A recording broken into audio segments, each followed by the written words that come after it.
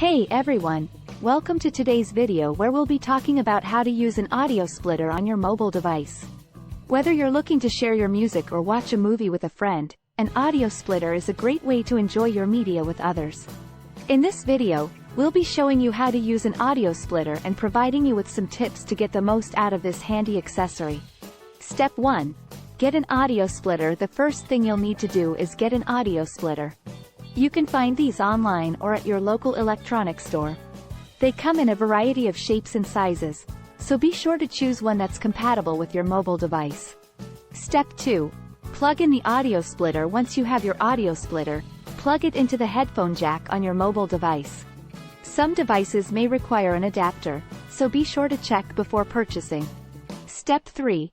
Connect your headphones. Next, connect your headphones to one of the audio splitter's ports.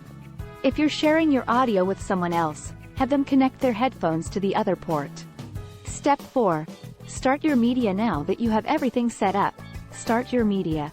Whether you're listening to music or watching a movie, you should be able to hear the audio through your headphones.